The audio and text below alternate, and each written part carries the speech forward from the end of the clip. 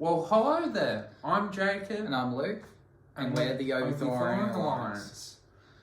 What are we doing in today's video, Jacob? We are reviewing Sony's newest movie in their universe with Venom, Morbius. As always, if you like our content, don't forget to like and subscribe. So let's get into it.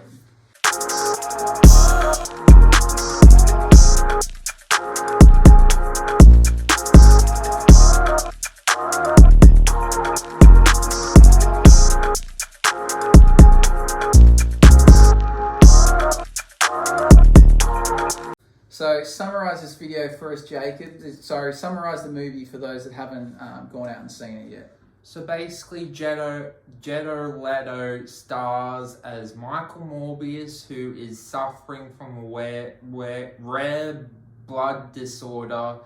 So in the beginning of the movie, we see him in this cave location with bats, and he is trying to work out what to do with he's looking for a cure for his rare blood disease.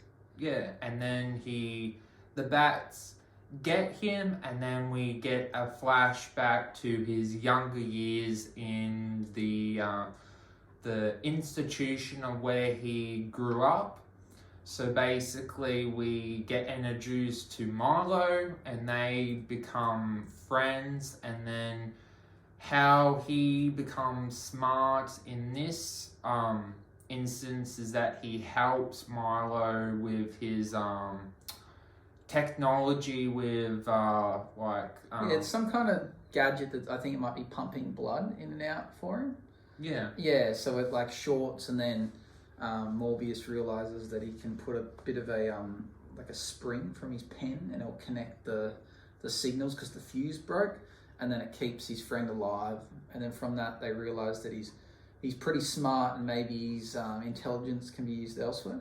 So from doing this deed, he basically gets into a different school in America, and then from this deed, he basically becomes successful, and then he creates a fake blood that's able to save people. So from that accomplishment, he does a great deed. He saves quite a lot of people, 1 million people, but that's not his main goal. His main goal, coming back to how the movie starts, is to curing his blood disorder, and how he thinks he'll do this is from bats.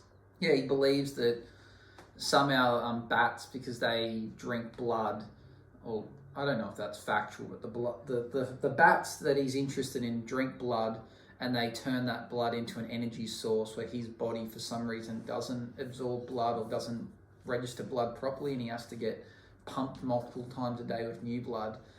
He thinks that he can evolve as a human to learn some of the traits that these bats have, and he thinks by taking these rare bats, he can take some of their genes and mix them with his. And through this, it's not quite ethical, so he needs his friend Milo, who is wealthy some way, we don't know why, to help back his research. So he gets put on a research vessel out in the middle of the ocean where they can do their research, and it's in international waters, so they're not breaking any laws. And he has some interesting results. So what happens when he injects himself with what he believes is going to be a cure?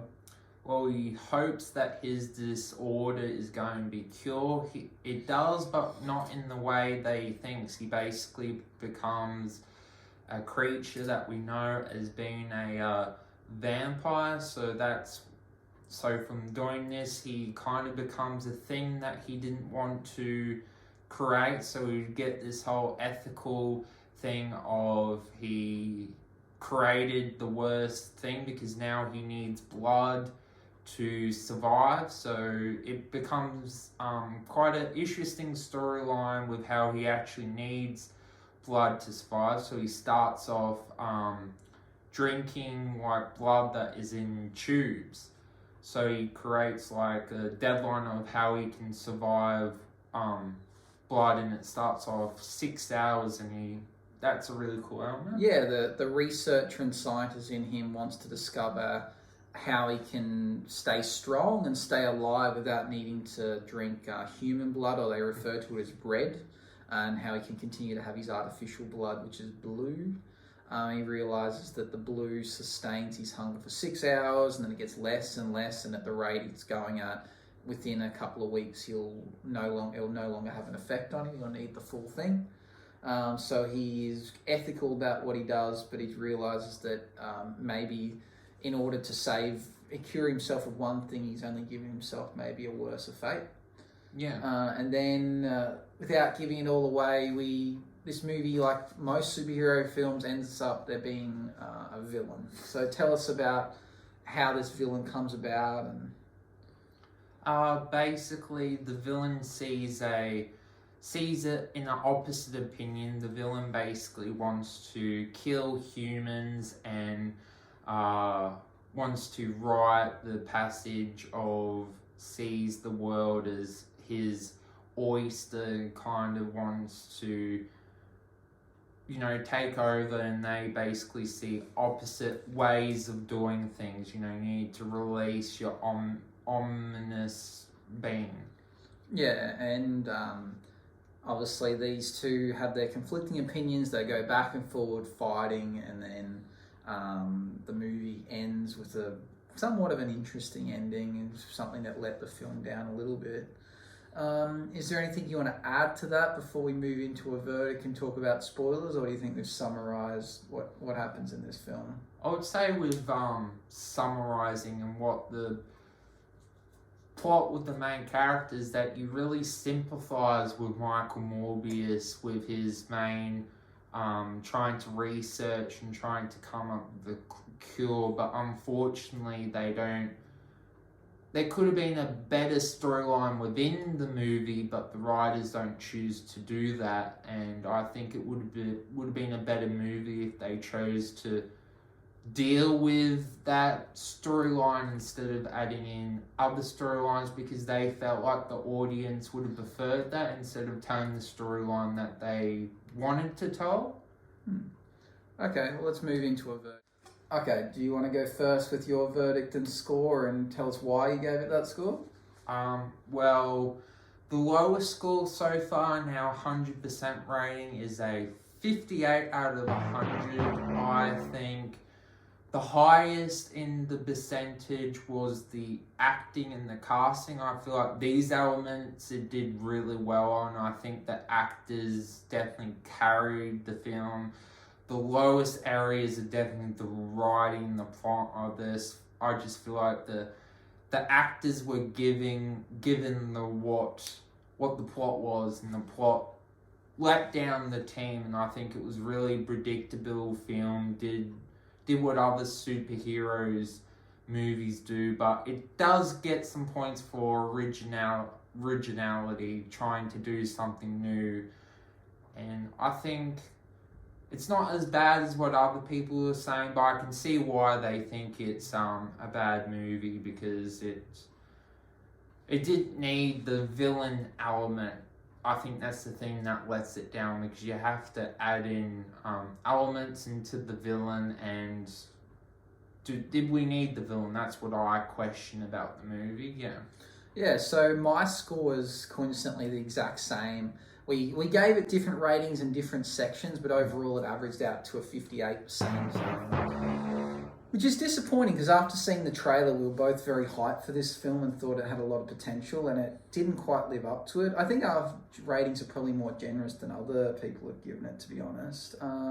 As Jacob mentioned, the casting and acting was quite good. It was let down by the plot. Right. And I think with a few little tweaks, it could have been a lot better. Then they wouldn't have had to change too much. I think the villain element was probably unnecessary, and maybe there should have been more focus on Dr. Morbius trying to fight his own inner demons of being a vampire but wanting to be a good person. I think that would have been a more interesting story. And then we also got the added storyline of the FBI agents, which I think they were required, but they didn't need to be.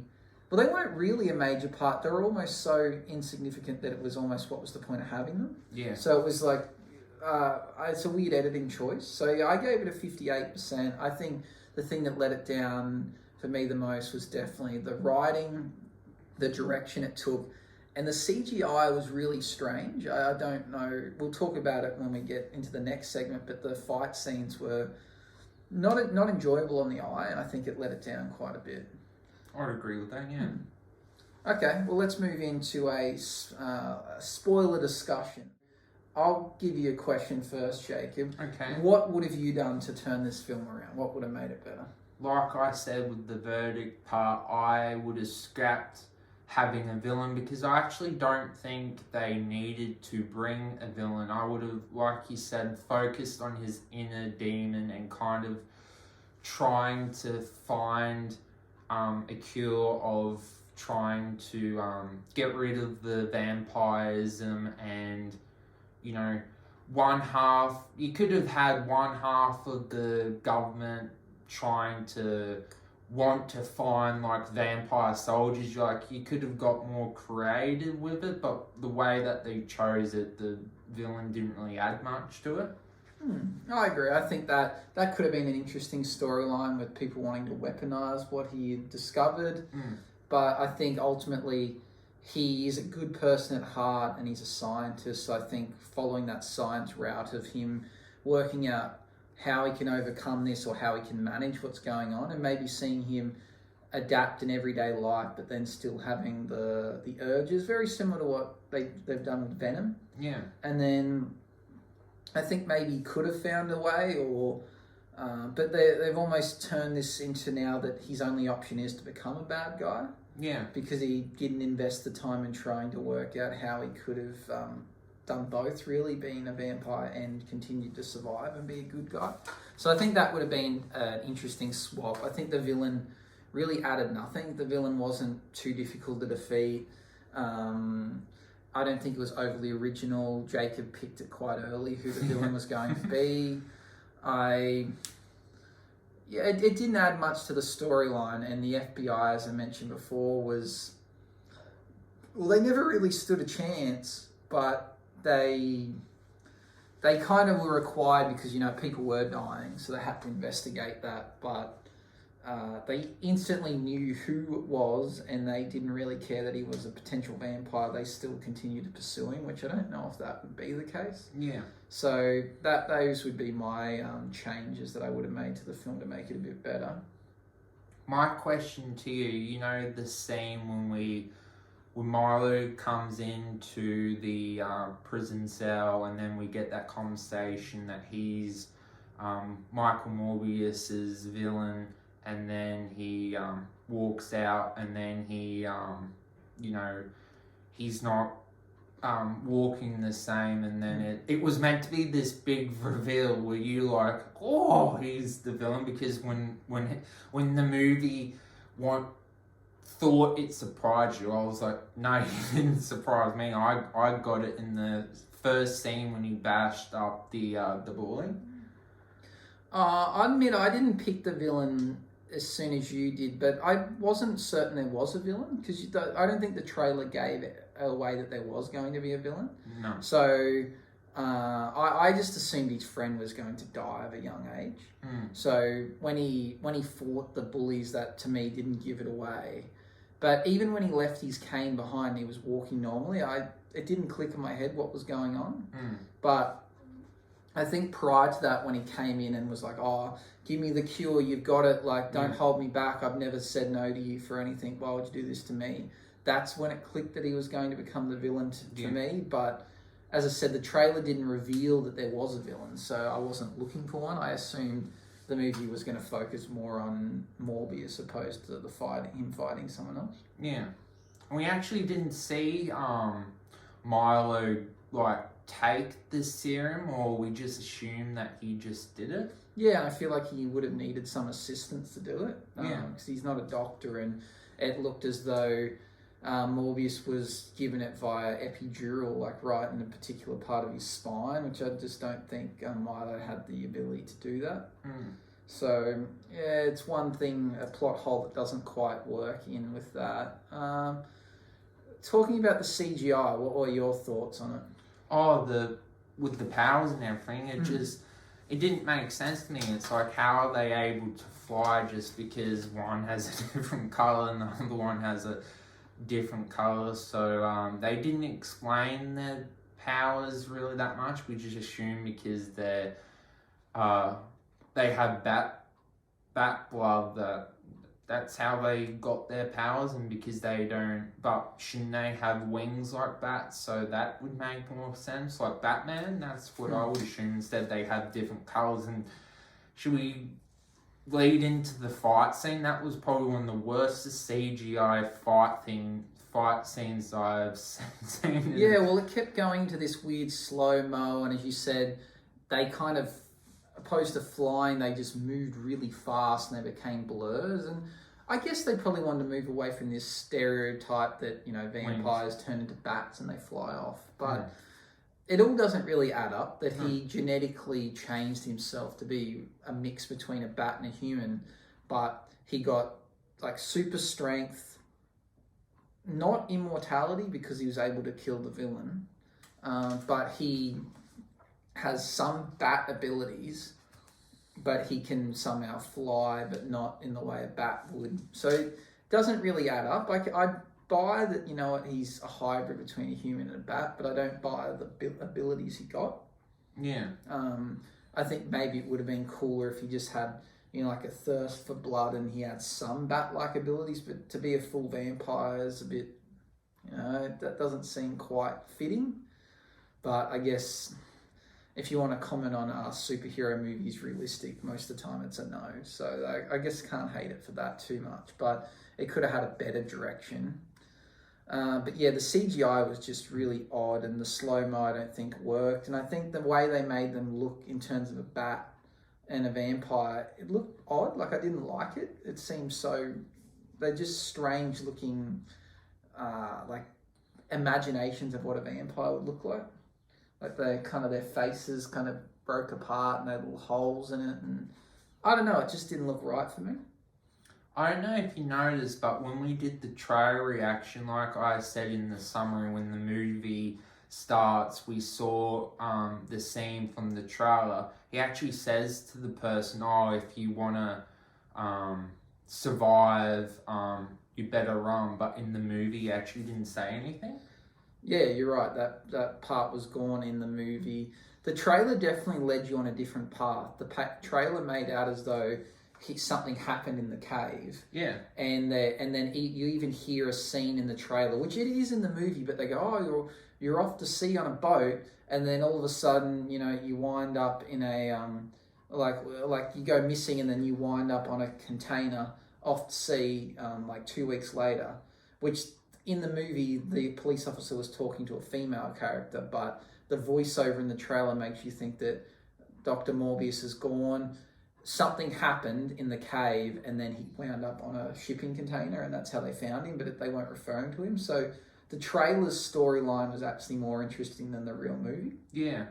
And other thing that was different from the trailer, you know, the scene when he needed a different staging area because the authorities got to the scene when he was bashing up that criminal. He said, "Oh, I'm Dr. Morbius here to help," but in the official movie he said, "Oh, I'm Venom."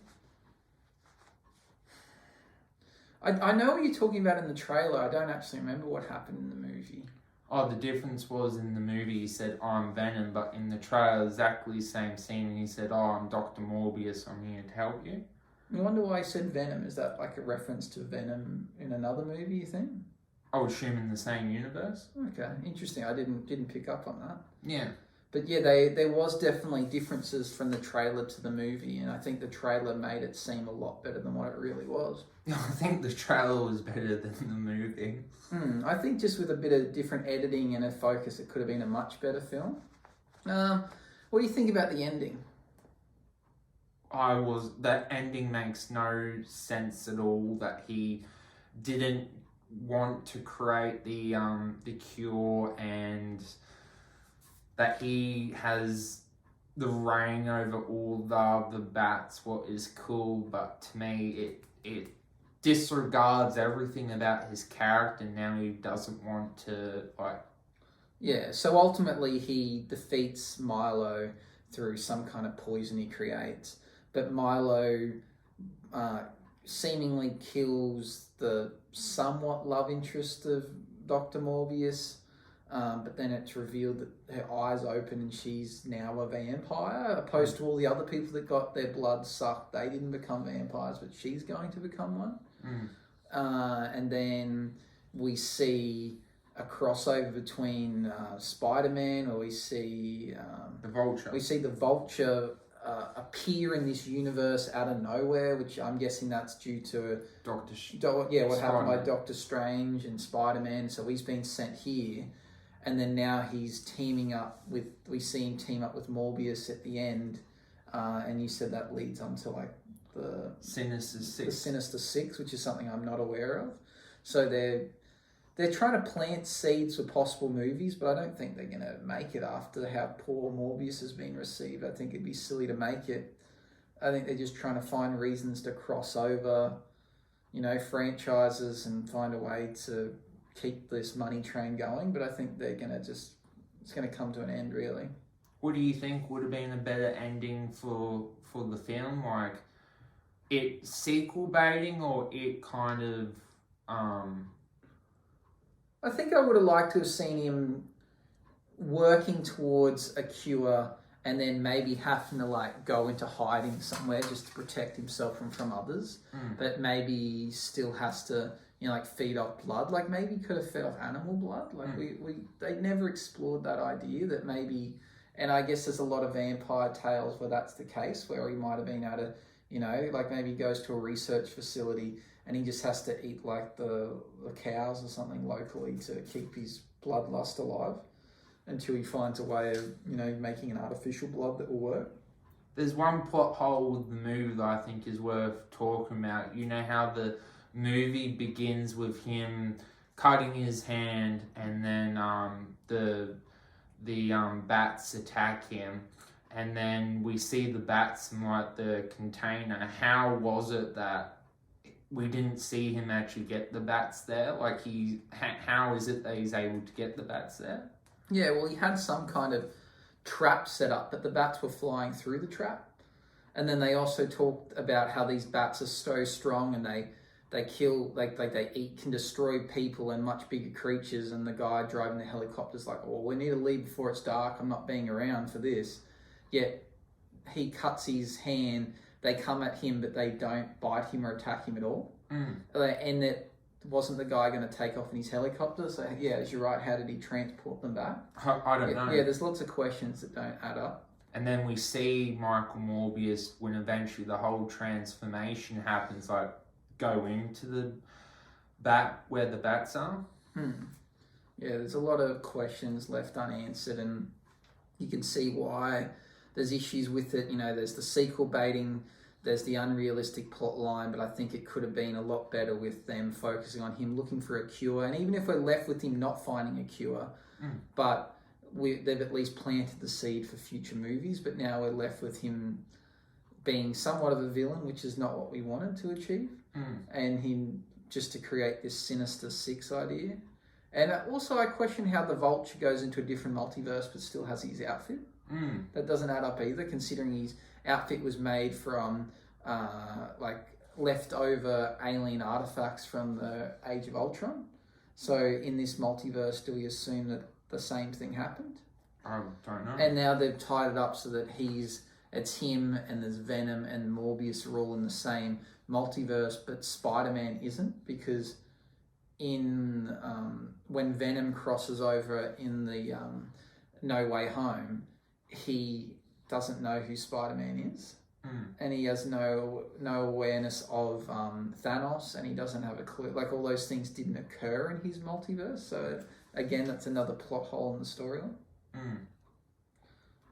I don't have any more questions. I think the movie was a letdown and could have been a lot better. Is there anything else you want to add? I guess in conclusion, I feel like the problem is that the writing really much let down. There's a lot of plot holes, and normally I don't like to criticize the writing because I know I couldn't write a big budget movie like this, but you can just tell the actors did a good job, but the writing just doesn't really make sense for the characters' motives. Would you agree with that, Lou? No, I agree. I guess in a big budget film like that, there's so many people that have different ideas, and sometimes it becomes a mix of too many ideas and it doesn't work. It feels like that. This movie feels like they had so many ideas with what they wanted to go, and it feels like a jumble mess. Well, I guess a good example is we look at Justice League and the Schneider Cut. It became a completely different movie from the same footage, depending on how someone rearranged it. And the same thing could happen with this. There could be hours of footage that could rearrange this into a much better film. So it just depends with what direction they go with them. In my opinion, I think they failed. So do you think it was worth seeing because we saw it? Do you have a negative mindset going into the movie? Because I know you said you found the movie boring. What's the positive mindset? Well, I guess we heard that it was poor before we went and saw it, which I said to you is probably going to influence the way I view it. But I went in there with an open mind, and maybe 30, 40 minutes into it, I was thinking this is actually quite good. I think people have got this wrong. But then towards the end, it proved the previous review was correct, that, it just wasn't quite up to scratch. And I would assume in that 30 and 40 minutes, that's when Milo wasn't the villain at that point, and we weren't seeing him looking in the mirror and doing... Yeah, I really didn't enjoy those parts. I think it was just a silly thing to add, the way he was kind of showing off and being impressed the fact that he was a vampire. Trying to talk to girls and getting attacking people that were silly stuff like that. Yeah, it's an odd direction they went with, and I don't think it added anything to the film. But yeah, I think it could have been a lot better with just subtle changes to the direction. They didn't need to rewrite how he got his powers or kind of what happened in the film. They just needed to somewhat change the focus of the film. Yeah. Well, we are the Obi-Thorn Alliance. Thank you for watching. See you in the next video. Bye-bye.